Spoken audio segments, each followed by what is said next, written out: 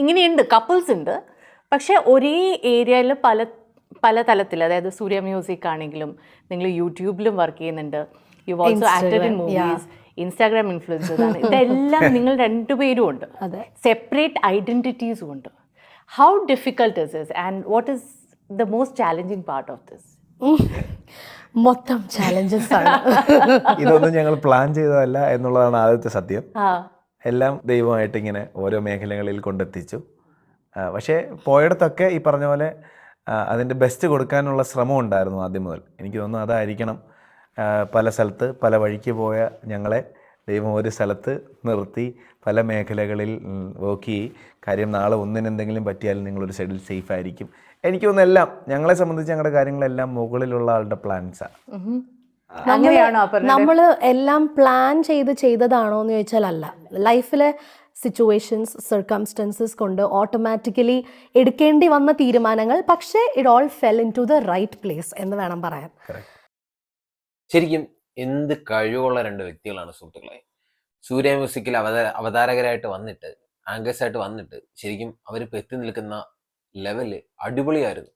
ശരിക്കും ഒന്നിച്ചു പോയിരുന്നു എന്നുണ്ടെങ്കിൽ ലൈഫിൽ ഒരുപാട് കാര്യങ്ങൾ വെട്ടിപ്പിടിക്കാനും നേടിയെടുക്കാനും ഒക്കെ കഴിവുള്ള രണ്ട് വ്യക്തികൾ. അത് ഭാര്യ ഭർത്താക്കന്മാരുടെ കൂടെ ആകുമ്പോഴത്തേക്കും അടിപൊളിയായിരിക്കും. ലൈഫ് കളറായിരിക്കും. എൻജോയ് ചെയ്യേണ്ട സമയത്തെല്ലാം എൻജോയ് ചെയ്യുന്നു, പണിയെടുക്കേണ്ട സമയത്തെല്ലാം പണിയെടുക്കുന്നു.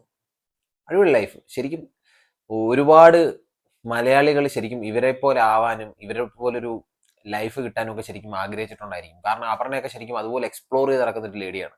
ജീവയാണെങ്കിൽ അതുപോലെ. പക്ഷെ എന്തൊക്കെയായാലും ലൈഫിനിടയിൽ നമ്മുടെ ദാമ്പത്യ ജീവിതത്തിൽ ശരിക്കും നമുക്ക് മാത്രമായിട്ടുള്ള ചില മൊമെന്റ്സ് ഒക്കെ വേണ്ടേ. അതായത് പരസ്പരം മനസ്സിലാക്കാനും കാര്യങ്ങൾ ഷെയർ ചെയ്യാനും പരസ്പരം വിശ്വസിക്കാനും ഒക്കെ ഉള്ള സമയങ്ങൾ. ചിലപ്പോൾ ഇവരുടെ ജീവിത തിരക്കുകൾക്കിടയിൽ ചിലപ്പോൾ ഇവർക്ക് അതിനൊന്നും കഴിഞ്ഞൊന്നും വരില്ല, കഴിഞ്ഞു കാണില്ല. ചിലപ്പോൾ അതായിരിക്കാം മേ ബി ഇവർ തമ്മിൽ വേർപെട്ട് പോകാൻ വരെ സാധ്യത ഉണ്ടാക്കിയത്. ഓക്കെ, ബാക്കി കാണാം. എല്ലാ കാര്യങ്ങളും അങ്ങനെ തന്നെയാണ്. പക്ഷെ അത് എന്തോ നമുക്ക് നല്ല രീതിയിൽ ചെയ്തു കൊണ്ടുപോകാൻ പറ്റുന്നു എന്ന് ഞാൻ വിശ്വസിക്കുന്നു. അല്ല, നിങ്ങളുടെ ഇൻ്റർവ്യൂസ് എല്ലാം ഞാൻ യൂട്യൂബിൽ കണ്ടുകൊണ്ടിരിക്കുകയായിരുന്നു. ആൻഡ് എല്ലാത്തിൻ്റെയും ടൈറ്റിൽ ഇത് തന്നെയായിരുന്നു, ഫണ്ണി ഇൻ്റർവ്യൂ. പക്ഷേ എനിക്കറിയാം ഫോർ എ ഫാക്ട് ദാറ്റ് നമ്മൾ ഈ മേഖലയിൽ നിൽക്കുന്നത് it's very difficult. Every day is A struggle. Every day നമ്മൾ റെലവെൻ്റ് ആയിട്ട് ഇരിക്കുക. ഇപ്പോൾ ജീവിക്കറിയാം, ജീവി ഓൾമോസ്റ്റ് 10 years ആവുന്നു in television. August 18 ആകുമ്പോൾ 10 years. 10 years I on television.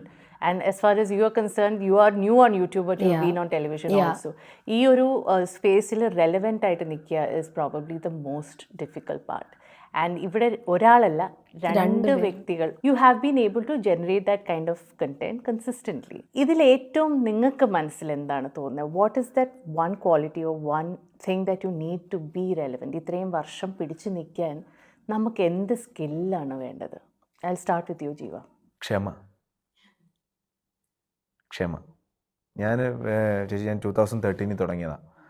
അപ്പോൾ 2013 മാവേലിക്കര എന്നൊരു പയ്യൻ എൻജിനീയറിംഗ് ഡ്രോപ്പ് ഔട്ട് ചെയ്തിട്ട് ഒട്ടും താല്പര്യമില്ലാത്ത, അല്ലെങ്കിൽ ഒരിക്കൽ പോലും ആ ആങ്കറിംഗ് എന്ന് പറയുന്ന മേഖലയിൽ ചെല്ലണമെന്ന് ആഗ്രഹിക്കാത്തൊരു ചെറുപ്പക്കാരൻ ചെല്ലുന്നത് സൂര്യ മ്യൂസിക് പോലൊരു ചാനലിലാണ്. അപ്പം വീട്ടിൽ ലൈബിലിറ്റീസ് അല്ലാതെ ഒന്നുമില്ല.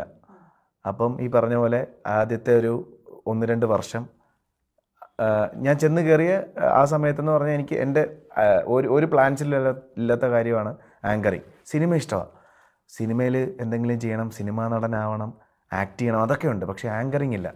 അങ്ങനെ ആങ്കറിങ്ങിലേക്ക് ചെന്നു. ഫസ്റ്റ് ഡേ മുതൽ ഞാൻ ഇന്നും പറയും, ഞാൻ ചെയ്യുന്ന ലോകത്തിലെ ഏറ്റവും മനോഹരമായ ജോലികളിലൊന്നാണെന്ന് ഞാൻ പറയും. അത്രയും ഇഷ്ടമാണ് എനിക്കിപ്പോൾ അത്.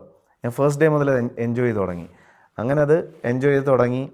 ആദ്യത്തെ 2 വർഷം കഴിഞ്ഞു. കാര്യങ്ങൾ ഒരേപോലെ പോകുന്നു. ചെയ്യുന്ന ഷോസൊക്കെ സൂര്യ മ്യൂസിക്കിലെ ഷോസ്, പിള്ളേരൊക്കെ ഇടയ്ക്ക് VJ ജീവ കുറച്ച് പേർക്കൊക്കെ അറിയാം, കുട്ടികൾക്കൊക്കെ അറിയാം. ആൻഡ് അപർണ വരുന്നു, കല്യാണം കഴിയുമ്പോഴും ഓക്കെ VJ ജീവ, VJ അപർണ, അങ്ങനെ വന്നു. കുറച്ച് വർഷങ്ങൾ മാറി നിന്നു.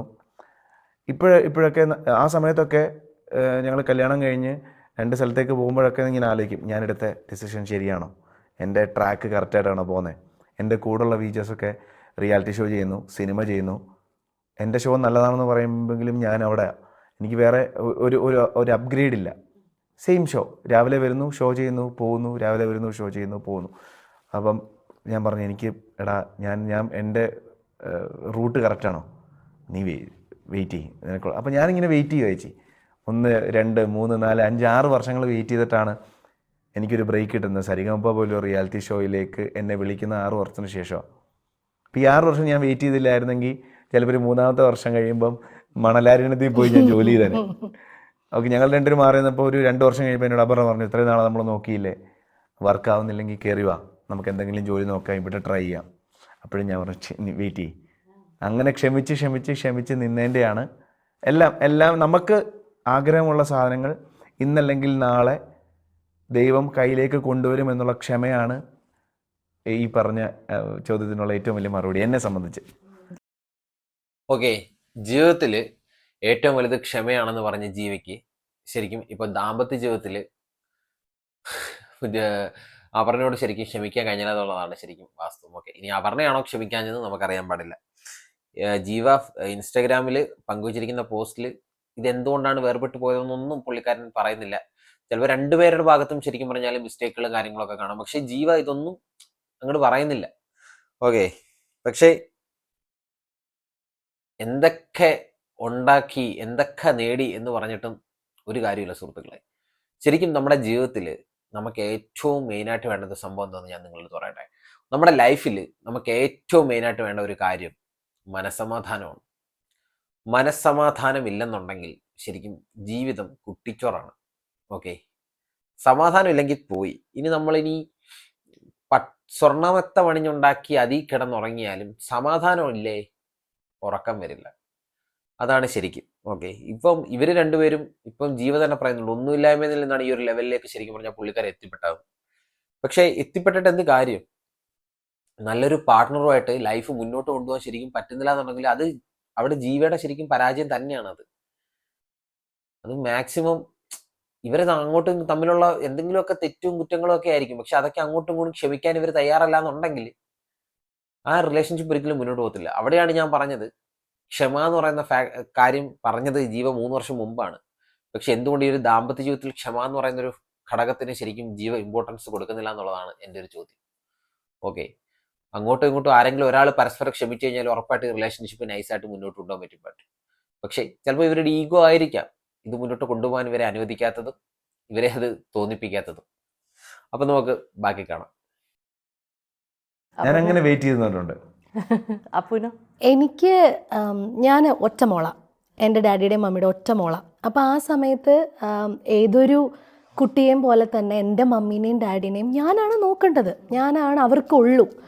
അപ്പം +1 +2 ഒക്കെ പഠിക്കുന്ന സമയത്ത് ആസ് യൂഷ്വൽ ഏത് കുട്ടിയോടും ചോദിക്കുന്ന പോലെ വട്ട് യു വാണ്ട് ബിക്കം എന്ന് ചോദിക്കുമ്പോൾ ഞാൻ പറയും ഡോക്ടർ അല്ലെങ്കിൽ എഞ്ചിനീയർ, ഇതാണ് എപ്പോഴും. പക്ഷേ സ്ലോലി എൻ്റെ ലൈഫിൻ്റെ ട്രാക്ക് ഞാൻ വിചാരിച്ച കൂടെ അല്ല പോകുന്നതെന്ന് എനിക്ക് തന്നെ മനസ്സിലായപ്പം പാഷനും അല്ല ഒന്നുമല്ല, അല്ലെങ്കിൽ എനിക്ക് ആങ്കർ ആവണം, എനിക്ക് സിനിമയിൽ കയറണം എന്ന് എൻ്റെ മനസ്സിൽ പോലും ഇല്ല, സിനിമാ നടിയാവണം എന്നൊന്നും ഞാൻ ആഗ്രഹിച്ചിട്ടുമില്ല. പക്ഷേ എനിക്ക് ആങ്കറിംഗ് എന്ന് പറഞ്ഞ ജോലി ചെയ്യേണ്ടി വന്നു. ഞാൻ ആങ്കറായി. ചെയ്യേണ്ടി വന്നു എന്ന് പറഞ്ഞതിന് ശേഷം, ഞാൻ ആങ്കർ ആയതിന് ശേഷം I started loving the job. എനിക്ക് ഇഷ്ടപ്പെടാൻ തുടങ്ങി, ഞാൻ ആ ജോലി കുറേ എൻജോയ് ചെയ്യാൻ തുടങ്ങി. സ്ലോലി ഞാൻ എന്താ പറയുക, എനിക്ക് തന്നെ മനസ്സിലായി ഓക്കെ എനിക്ക് ഈ ഒരു ജോലിയാണ് ഇപ്പം at this point of time ചെയ്യാൻ പറ്റുള്ളൂ എന്ന് മനസ്സിലാക്കി. സ്ലോലി നമുക്ക് അവിടെ നിന്ന് ഫിനാൻഷ്യൽ എന്താ പറയുക ഗെയിൻസ് കിട്ടുമ്പം നമ്മൾ അതിലേക്ക് ഒരു അഡിക്ഷൻ വരും. And I believe in all kinds of manifestation. ഓരോ പോയിന്റ് നിൽക്കുമ്പോഴത്തേക്കും എനിക്ക് ഗ്രോത്ത് വേണം എന്ന് മാനിഫെസ്റ്റ് ചെയ്യുന്ന ഒരാളാണ് ഞാൻ. അതിപ്പോഴും ഇനി അങ്ങോട്ടും അങ്ങനെ തന്നെ ആയിരിക്കും. അപ്പോൾ എന്തോ എൻ്റെ ആ മാനിഫെസ്റ്റേഷൻ പവർ വർക്കൗട്ട് ആയതുകൊണ്ടായിരിക്കാം എനിക്ക് താഴേക്ക് പോകേണ്ടി വന്നിട്ടില്ല. ആൻഡ് ഐ വർക്ക് ഹാർഡ്, അതും ഞാൻ പറയും. I am a hard worker, I am a workaholic. എനിക്ക് വർക്ക് ചെയ്യാൻ ഒരു മടിയില്ല, എനിക്ക് വീക്കെൻഡ്സിൽ വർക്ക് ചെയ്യാൻ മടിയില്ല, എനിക്ക് സൺഡേ വർക്ക് ചെയ്യാൻ മടിയില്ല. If I M interested I work. അപ്പോൾ അതുകൊണ്ട് ഈ പറയുന്ന കാര്യങ്ങളെല്ലാം എന്തോ ചിലപ്പോൾ എൻ്റെ ഹാർഡ് വർക്ക് കൊണ്ടായിരിക്കാം, ചിലപ്പോൾ എൻ്റെ എന്താ പറയുക റീഇൻകാർണേഷനിലൊക്കെ ഞാൻ വിശ്വസിക്കുന്ന, ചിലപ്പോൾ ആരെങ്കിലും എന്തെങ്കിലുമൊക്കെ നല്ലത് ചെയ്തതിൻ്റെ ആവാം, ഞാൻ എന്തെങ്കിലും ചെയ്തതിൻ്റെ ആവാം. എനിക്കെല്ലാം നല്ലതുപോലെ വന്നിട്ടുണ്ട്, ഞാൻ ഹാർഡ് വർക്ക് ചെയ്തിട്ടുണ്ട്, എനിക്ക് നല്ലതുപോലെ ദൈവം തന്നിട്ടുമുണ്ട്. So it's hard work and patience. അപ്പോൾ ജീവിക്ക് അപർണയെ വളയ്ക്കാൻ ഹാർഡ് വർക്ക് ഒത്തിരി ചെയ്യേണ്ടി വന്നു. പിന്നെ ഞാൻ അതുപോലെ ഒരുപാട് ക്ഷമയോടെ കാത്തിരിക്കേണ്ടി വന്നു. കഥ എനിക്കറിയാം, പക്ഷെ എന്നാലും നമ്മുടെ വ്യൂവേഴ്സിന് വേണ്ടി in A nutshell U met ആദ്യം സൂര്യ മ്യൂസിക്കിന്റെ മ്യൂസിക്കില്. അവിടെയാണ്. And what is the sense you got ആദ്യം കണ്ട് നിങ്ങൾ ഇടപെട്ടപ്പോൾ? ഞാൻ നേരത്തെ പറഞ്ഞ 2013 ഞാൻ വർക്ക് ചെയ്ത് 2 വർഷം കഴിഞ്ഞിട്ട് ഞങ്ങൾ എല്ലാ ദിവസവും രാവിലെ സ്റ്റുഡിയോയിലേക്ക് വരുമ്പോൾ സ്റ്റുഡിയോയിൽ ആരാ ഷോ ചെയ്യുന്നതെന്ന് വെറുതെ ഇങ്ങനെ എത്തി നോക്കും. എത്തി നോക്കുമ്പോൾ ഒരാൾ ലൈവ് ചെയ്യുന്നുണ്ട്, അവിടെ വേറൊരാളൊരു പരിചയമില്ലാത്ത ഒരാളിരിക്കുന്നു. ഈ ആ ചെറിയ ഗ്ലാസ്സിൽ കൂടെ നോക്കിയപ്പോൾ സുന്ദരിയായ ഒരു കുട്ടി. ഞാനിങ്ങനെ വാതിലൊക്കെ തുറന്നു നോക്കി ലൈവ് ചെയ്യുന്ന ആങ്കർ ഹായൊക്കെ പറഞ്ഞു. ഞാൻ ഗ്രീറ്റ് ചെയ്തു. ഞാൻ അവിടെ നിന്ന് പുറത്തിറങ്ങിയിട്ട് യെസ് എന്ന് ഞാൻ പറഞ്ഞു. എന്തിനാന്ന് എനിക്ക് മനസ്സിലായിട്ട് ഇതുവരെ. ഓക്കെ, ഞാൻ പോയി തിരിച്ചു വന്നു. ലൈവ് കാണാനിരിക്കുവാണോ എന്ന് ചോദിച്ചു, പുതിയ ട്രെയിനി ആണോ എന്ന് ചോദിച്ചു. അപ്പോൾ ഞാൻ എന്നിട്ട് മേളിൽ ചെന്ന് പ്രൊഡ്യൂസേഴ്സിനോടൊക്കെ സംസാരിച്ചപ്പം പുതിയ ആളാണ്, ഓൾമോസ്റ്റ് സെലക്റ്റഡ് ആയി. അപ്പം ഞങ്ങൾ അടുത്ത ചെയ്യാൻ പോകുന്നൊരു ഷോയിൽ എൻ്റെ കോ ആങ്കറായിട്ട് നോക്കുന്നുണ്ട്. മനസ്സിൽ ലഡ്ഡു എങ്ങനെയുണ്ട് ചോദിച്ചപ്പം അങ്ങനെ ഞങ്ങളെ പാട്ടുവണ്ടി എന്ന് പറയുന്ന ഷോ ചെയ്തു തുടങ്ങിയതാണ്. എനിക്ക് തോന്നുന്നു ഞങ്ങൾ ആ ഷോ ചെയ്യുന്ന സമയത്ത് കേരളത്തിൽ ഫുൾ ട്രാവൽ ചെയ്തിട്ടുണ്ട്. ട്രിവാൻഡ്രം മുതൽ കാസർഗോഡ് ട്രാവൽ ചെയ്തിട്ടുണ്ട്. അപ്പം ഈ ട്രാവലിംഗ് ഞാൻ തോന്നുന്നു അവിടെയാണ് ഉള്ള കാർഡ്സ് എല്ലാം പ്ലേസ് ചെയ്തത്. അപ്പൊ ഈ ജീവയെ കുറിച്ച് അവിടെ പൊതുവെ ഓഫീസിൽ എന്തായിരുന്നു ആ സമയത്തുള്ള സംസാരവും അഭിപ്രായം? കാരണം അപർണ പുതിയതായിട്ടാ വന്നത് അല്ലേ, അവിടെ ഓൾറെഡി എസ്റ്റാബ്ലിഷ് ആണ്, പ്ലെയർ ആണ്. ശരിക്കും ഇവർ കുറേ വർഷം പ്രണയിച്ചിട്ടാണ് ശരിക്കും പറഞ്ഞ വിവാഹം പോലും കഴിച്ചത്. പക്ഷേ ഇവർക്ക് എന്തുകൊണ്ട് ഇങ്ങനെ പരസ്പരം മനസ്സിലാക്കാൻ പറ്റിയില്ല എന്നുള്ളതാണ് ശരിക്കും. ഓക്കെ, ഇത്രയും വർഷമൊക്കെ ശരിക്കും കഷ്ടപ്പെട്ട് സ്നേഹിച്ച്, അതും അപർണ എന്ന് പറയുന്ന ജീവ ഒന്നുമില്ലാത്ത ഒരു പാവപ്പെട്ട വീട്ടിലെ പയ്യനാണ്. അപർണ എന്ന് വെച്ച് കഴിഞ്ഞാൽ അപർണ തന്നെ പറഞ്ഞ കേട്ടില്ല, അപർണയ്ക്ക് പപ്പ മമ്മിയൊക്കെ എന്ത് വേണമെന്ന് വെച്ച് കഴിഞ്ഞാൽ അമ്പിളിമാവനെ വേണമെങ്കിൽ അതിനെ പോലും പിടിച്ചുകൊണ്ട് കൊടുക്കാൻ പ്രാപ്തിയുള്ള വ്യക്തികൾ. ഞാനൊരു അതിശക്തി പറഞ്ഞതാണ് കേട്ടോ. സോ അത്രയൊക്കെ ഒരു ലെവലിൽ ഉണ്ടായിട്ട് ശരിക്കും ഇവർക്ക് പരസ്പരം മനസ്സിലാക്കാൻ കഴിഞ്ഞില്ല എന്നുള്ളതാണ് ശരിക്കും വാസ്തവം. അതാണ് ഞാൻ പറഞ്ഞത്. ഇനി എന്തൊക്കെ ഉണ്ടാക്കി വെച്ചാലും നമുക്ക് മനസമാധാനം എന്ന് പറയുന്നൊരു സാധനമുണ്ട്. ആ സാധനം ഇല്ല എന്നുണ്ടെങ്കിൽ എൻ്റെ പൊന്നു സുഹൃത്തുക്കളെ ജീവിതം മൂഞ്ചും. അത് ഉറപ്പായിട്ടുള്ളൊരു കാര്യമാണ്. അത് റിലേഷൻഷിപ്പിലായാലും ഏതിലായാലും, ദാമ്പത്യത്തിലാണെങ്കിലും ഏതിലാണെങ്കിലും മനസമാധാനം നമുക്ക് വേണം. ഓക്കെ, ഒരുപാടടുത്ത് കണ്ടിട്ടില്ലേ ചില വീടുകളിലൊക്കെ ഭയങ്കര വഴക്കും കാര്യങ്ങളൊക്കെ ഉണ്ടായി ഭർത്താക്കന്മാരും അല്ലെങ്കിൽ ഭാര്യമാരും ഒക്കെ ചിലപ്പോൾ സൂയിസൈഡ് ചെയ്ത് പോകുന്ന രീതി വരെ ശരിക്കും എന്താണെന്ന് അറിയാമോ നിങ്ങൾക്ക്? ശരിക്കും ഇത് മനസമാധാനം എന്ന് പറയുന്നൊരു സാധനം അതിലില്ലാത്തത് കൊണ്ടാണ്. ഓക്കെ, പണം വേണോ മനസമാധാനം വേണമെന്ന് വെച്ച് കഴിഞ്ഞാൽ ഞാൻ എൻ്റെ ആദ്യം പറയുന്നൊരു കാര്യം, എനിക്ക് മനസമാധാനം വേണമെന്നായിരിക്കും. ഇനി എന്തൊക്കെ ഉണ്ടെന്ന് പറഞ്ഞിട്ടും ഒരു കാര്യമില്ല. ഇപ്പം ഇവരുടെ അവസ്ഥ തന്നെ കണ്ടില്ലേ, ശരിക്കും നമ്മൾ ആരും പ്രതീക്ഷിച്ചില്ല ശരിക്കും ജീവയെ അപർണയൊക്കെ ശരിക്കും പറഞ്ഞ ഇതുപോലെ ഡിവോഴ്സ് എന്ന് പറയുന്നൊരു രീതിയിലോട്ട് പോകുന്നു. പക്ഷെ ഇവരുടെ ഇത് കുറച്ച് ഇന്റർവ്യൂസിലൊക്കെ ശരിക്കും ഇവർ തമ്മിൽ എന്താ ചെറിയ ഗ്യാപ്പും കാര്യങ്ങളൊക്കെ ഉള്ളതായിട്ട് എനിക്ക് ശരിക്കും പറഞ്ഞു കഴിഞ്ഞാൽ ഫീൽ ചെയ്തിട്ടുണ്ട്. പക്ഷെ അത് പുറമെ ഇവർ പ്രകടിപ്പിക്കുന്നില്ല എന്നുള്ളതാണ് ശരിക്കും വാസ്തവം. എങ്കിലും നമുക്ക് ചില കാര്യങ്ങളൊക്കെ അങ്ങോട്ടും ഇങ്ങോട്ടുള്ള തുറന്നു പറച്ചിലുകളിൽ നിന്നൊക്കെ ചിലപ്പം നമുക്കൊരു കല്ലുകടി നമുക്ക് കിട്ടിയേക്കാം. അങ്ങനെ എനിക്ക് തോന്നിയിട്ടുണ്ടായിരുന്നു. പക്ഷെ ഇത് ഭയങ്കര ഷോക്കിംഗ് ന്യൂസ് ആയിപ്പോയി. കാരണം ജീവ അപർണ തമ്മിൽ വേർപിരിയെന്ന് പറയുന്നത്, കാരണം ഇവരെ ഇഷ്ടപ്പെടുന്ന ഒരുപാട് ആളുകളുണ്ടെന്ന് ശരിക്കും. ഓക്കെ, നമുക്ക് ബാക്കി കാണാം. എന്നൊക്കെയുള്ള സ്റ്റേറ്റ്മെന്റ്സ് ഉണ്ടായിരുന്നോ? ഞാൻ ചെന്നപ്പോൾ തന്നെ എൻ്റെ അവിടുത്തെ ഒരു പ്രൊഡ്യൂസർ, ഞാൻ ഓഡിഷന് പോയ പ്രൊഡ്യൂസർ ചേട്ടൻ പറഞ്ഞു ഇങ്ങനെ ഒരു ഷോ ആണ്, ഇറ്റ്സ് ലൈക്ക് എ ട്രാവൽ ഒരു show, you go to different places in Kerala and then അവിടെ നമ്മൾ ഇങ്ങനെ ഷോ ചെയ്യുന്നു. ജീവയാണ് അപർണയുടെ കോ ഹോസ്റ്റ്. എനിക്ക് ഓൾറെഡി അറിയാം, ഞാൻ ഓൾറെഡി ജീവയുടെ ഷോസ് കണ്ടിട്ടുണ്ട്, സൂര്യ മ്യൂസിക്കിൽ ഈ ഒരു വ്യക്തി ഉണ്ടെന്ന് എനിക്കറിയാം. ഞാൻ ആദ്യം ജീവനെക്കുറിച്ച് ചോദിക്കുന്നത് തന്നെ അവിടെ നമ്മുടെ US കുട്ടി ശരണ്യ ഒരു കുട്ടിയുണ്ട് അവിടെ, വിജയ്. ഞാൻ അവളോടാണ് ചോദിക്കുന്നത്. ഷീ സെഡ് അവൻ നമ്മുടെ പയ്യനല്ലേ, അങ്ങനെയാണ് പറഞ്ഞത്. പ്ലെയർ ആണെന്നോ അവൻ വായി നോക്കിയാന്നോ ഒന്നും പറഞ്ഞിട്ടില്ലായിരുന്നു എന്നോട്. നല്ല അഭിപ്രായമാണ്. അവൻ നമ്മുടെ പയ്യനല്ലേ, അവൻ അടിപൊളിയാ എന്നൊക്കെ പറഞ്ഞു. അപ്പം ഞാൻ ഓക്കെ. പിന്നെ എനിക്ക് ജീവനെ പേഴ്സണലി ആ സമയത്ത് ഞാൻ ജീവയുടെ ഷോസ് കാണുന്നത് കൊണ്ട് തന്നെ ചെറിയൊരു ഫാൻ ഗേൾ ആയിരുന്നു. അപ്പം ജീവയാണ് ഇങ്ങനെ എൻ്റെ കൂടെ ഷോ ചെയ്യുന്നതെന്ന് പറഞ്ഞപ്പം ഐ ഗോട്ട് റിയലി എക്സൈറ്റഡ്. നമ്മൾ സംസാരിച്ച് കഴിഞ്ഞപ്പോഴത്തേക്കും എനിക്ക് മനസ്സിലായി he is a very good guy എന്നുള്ളത് മനസ്സിലായി. And then we started the show. അങ്ങനെയാണ് നമ്മൾ ആസ് കോ ആങ്കേഴ്സ് നമ്മുടെ ഫസ്റ്റ് ഒരു സ്റ്റെപ്പ്. എനിക്കറിയാം at that point in time, yes, you have also spoken about it. പലയിടത്തും സംസാരിച്ചിട്ടുണ്ട് that there was a relationship that was going on at that point in time. അതൊരു breakup പോയിന്റിൽ എത്തുമ്പോഴാണ് the hero walks in. Yes. Yeah. But Jeeva, in ഇപ്പോഴത്തെ കാലത്ത് there is a lot of talk about relationships and breakups and ആ ഒരു സമയത്ത് ജീവ എങ്ങനെയാണ് ഈ ഒരു സിറ്റുവേഷനെ കണ്ട് like you seeing A girl she's going through pain ഒരു റിലേഷൻഷിപ്പ് ബ്രേക്കപ്പ് ആവുന്നു ആൻഡ് ഒരു ഫ്രണ്ട് എന്ന നിലയ്ക്ക് you are probably supporting and helping Har but അവിടെ ഒരു ചോദ്യം വന്നിരുന്നു ദാറ്റ് ഇങ്ങനെ ഒരു സിറ്റുവേഷനിലൂടെ കടന്നു പോകുന്ന കുട്ടിയുടെ കൂടെ should I build up A relationship അത് മനസ്സിൽ വന്നിരുന്നു at that point in time? ആ സമയത്ത് വന്നിട്ടില്ല. കാര്യം എനിക്ക് ഈ പറയുന്ന ബ്രേക്കപ്പ് എന്ന് പറയുന്ന ഫീലിംഗ് എനിക്ക് കിട്ടിയിട്ട് കുറച്ച് നാൾ കഴിഞ്ഞിട്ടാണ് അപർണ ഞാൻ കാണുന്നത്. So I know the pain. അപ്പം ഞങ്ങളുടെ റിലേഷൻഷിപ്പ് പിന്നെ ബ്രേക്കപ്പ് ആവാനുള്ള കാരണം എനിക്കറിയാം. ആ പെൺകുട്ടിയുടെ വീട്ടിലെ ഫാമിലിയുടെ ഒരു കാരണങ്ങൾ കൊണ്ടാണ്. അപ്പം ഫാമിലി എത്രമാത്രം ഇമ്പോർട്ടൻ്റ് ആണെന്ന് എനിക്കറിയാം. ഞാൻ ഫാമിലി അത്ര ഇമ്പോർട്ടൻ്റ് ആയിട്ട് കാണുന്ന ഒരാളാണ്. അപ്പം ഞാൻ അപർണയോട് സംസാരിക്കുമ്പോഴും അപർണ ഫാമിലിയിൽ നിന്ന് വിട്ട് നിൽക്കുകയാണ്. അപ്പോൾ എനിക്കറിയാം എത്രമാത്രം സങ്കടമുണ്ട് ആൻഡ് ആ റിലേഷൻഷിപ്പ് വർക്കൗട്ട് ആകുന്നില്ല. അപ്പോൾ ഞങ്ങൾ അതിനെപ്പറ്റി സംസാരിച്ചപ്പോൾ എനിക്ക് തോന്നുന്ന കാര്യങ്ങൾ അപ്പം ഞാൻ ആരുടെയും പക്ഷം പിടിക്കാതെ എനിക്ക് പറയാൻ പറ്റും. ഈ കാര്യം അവരുടെ ഫാമിലി എനിക്കറിയത്തില്ല, റിലേഷൻഷിപ്പിൻ്റെ ആളെ എനിക്കറിയത്തില്ല. സോ എനിക്ക് തോന്നിയത് ഇങ്ങനെയാണ്. അപ്പോൾ എനിക്കിത് വർക്കൗട്ട് ആകത്തില്ലെന്ന് തോന്നുന്നു. ആൻഡ് ഇനി വർക്കൗട്ട് ആയാലും ഇല്ലെങ്കിലും നമുക്ക് ഫാമിലിയെ മാറ്റി നിർത്തിയിട്ട് നമുക്കൊരു റിലേഷൻഷിപ്പിനെ പറ്റി നമുക്ക് ചിന്തിക്കാം. ഞാൻ എല്ലാവരോടും പറയുന്ന കാര്യമാണ്. നമുക്ക് ഇത്രയും വർഷം നമ്മളെ നോക്കി അച്ഛനെയും അമ്മയും മാക്സിമം നോക്കുക, അവരുടെ സമ്മതം എൻ്റെ അഭിപ്രായം കേട്ടോ. അപ്പോൾ അങ്ങനെ നോക്കുക, അവരെ വിഷമിപ്പിക്കാതിരിക്കുക, അപ്പം അവരോട് സംസാരിക്കുക, അവരെ കൊണ്ട് സമ്മതിപ്പിക്കുക. ഇങ്ങനെയൊക്കെ ഞാൻ സംസാരിക്കുന്നുണ്ട്. അപ്പോൾ എൻ്റെ മനസ്സിൽ എങ്ങനെയെങ്കിലും ഫാമിലിയായിട്ട് റീജോയിൻ ചെയ്യിക്കുക എന്നുള്ളതാണ് എൻ്റെ ഫസ്റ്റ് പ്രയോറിറ്റി. ആൻഡ് എനിക്ക് തോന്നുന്നു ഞാനത് ചെയ്യുകയും ചെയ്തു.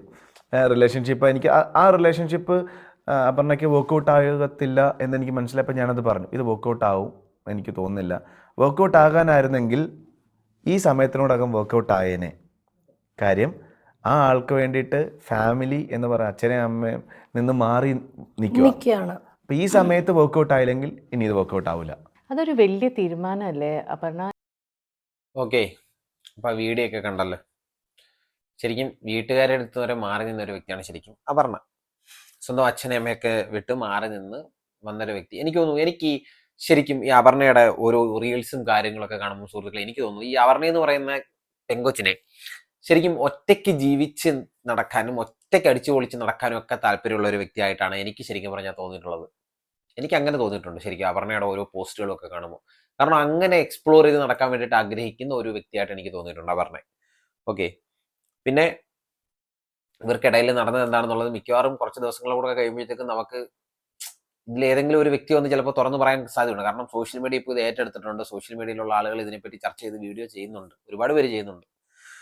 അപ്പോൾ ഇതൊക്കെയാണ് ശരിക്കുമുള്ള കാര്യങ്ങൾ. എന്തായാലും ഞാൻ കഴിഞ്ഞൊരു വീഡിയോയിൽ പറഞ്ഞ പോലെ വീണ്ടും പറയുകയാണ്, ഇവർക്ക് എന്തായാലും ഒരു കുഞ്ഞൊന്നും ജനിക്കാതിരുന്നത് ഏറ്റവും നല്ലൊരു കാര്യമായിട്ട് എനിക്ക് തോന്നുന്നു. കാരണം ഈ ഒരു സമയത്ത് ഇവരുടെ ഒരു സെപ്പറേഷൻ, ആ ഒരു കുഞ്ഞുണ്ടായിരുന്നുണ്ടെങ്കിൽ അതിനെ വലിയ രീതിയിൽ അതിനെ അഫക്റ്റ് ചെയ്തേനെ. പക്ഷെ അവർ ഇത്രയും അത്യാവശ്യം നല്ല പ്രായമുണ്ടെന്ന് തോന്നുന്നു രണ്ടുപേർക്കും. എന്നിട്ട് പോലും അവരൊരു കുഞ്ഞിന് വേണ്ടിയിട്ടൊന്നും ഇന്നേവരെ ചിന്തിച്ചു പോലും തുടങ്ങിയിട്ടില്ല എന്നുള്ളത് തന്നെ അതിശയിക്കുന്ന കാര്യമാണ്. ചിലപ്പോൾ ഇവർ മുൻകൂട്ടി പ്രഡിക്റ്റ് ചെയ്തതാണോ ഇനി മേ ബി നമ്മൾ കുറച്ച് നാളെ പറ്റും ചിലപ്പോൾ ഒരുമിച്ച് പോകില്ല, നമ്മൾ ഡിവോഴ്സ് ആവേണ്ടി വരും, സോ അതുകൊണ്ട് നമുക്കിപ്പോൾ കുട്ടികൾ വേണ്ട എന്നൊക്കെ ചിന്തിച്ച് തീരുമാനം എടുത്തിട്ടുള്ള വ്യക്തികളാണെന്നുണ്ടെങ്കിൽ അവർക്ക് ശരിക്കും പറഞ്ഞാൽ എന്തോ വലിയ വലിയ കാര്യങ്ങൾ ലെവലിലേക്ക് പോകേണ്ട ആളുകളാണ് ഇവരൊക്കെ ശരിക്കും. ഓക്കെ, ആ രീതിയിലൊക്കെ ചിന്തിച്ചിട്ടുണ്ടെന്നുണ്ടെങ്കിൽ ഓക്കെ സുഹൃത്തുക്കളെ. അപ്പോൾ ജീവിയുടെയും അപർണയുടെയും സെപ്പറേഷനെ പറ്റിയിട്ട് ശരിക്കും നിങ്ങളുടെ അഭിപ്രായങ്ങളും നിർദ്ദേശങ്ങളും എന്താണെന്നുള്ളത് നിങ്ങൾ ഈ വീഡിയോയിൽ ജസ്റ്റ് കമന്റ് ചെയ്യുക. വീഡിയോ ഇഷ്ടപ്പെട്ടാൽ വീഡിയോ ലൈക്ക് ചെയ്യുക, ഷെയർ ചെയ്യുക. ഫേസ്ബുക്കിലാണ് കാണുന്നുണ്ടെങ്കിൽ എൻ്റെ ചാനൽ ജസ്റ്റ് ഒന്ന് ഫോളോ ചെയ്യുക. യൂട്യൂബിലാണ് കാണുന്നുണ്ടെങ്കിൽ എൻ്റെ ചാനൽ ജസ്റ്റ് ഒന്ന് സബ്സ്ക്രൈബ് ചെയ്യുക. പിന്നെ ആ ബെല്ലൈക്കണും കൂടെ അങ്ങനെ എനേബിൾ ചെയ്ത് കഴിഞ്ഞാൽ ഞാനിടുന്ന ഓരോ വീഡിയോസും നോട്ടിഫിക്കേഷനായിട്ട് തന്നെ നിങ്ങൾക്ക് വന്നു തരും. പിന്നെ ഹൈപ്പ് എന്ന് പറയുന്ന ഒരു ഓപ്ഷൻ കൂടെ ജസ്റ്റ് കൊടുത്തേ കേട്ടോ. സോ അടുത്തൊരു വീഡിയോയിൽ കാണാൻ സുഹൃത്തുക്കളെ, അതുവരേക്കും ബൈ.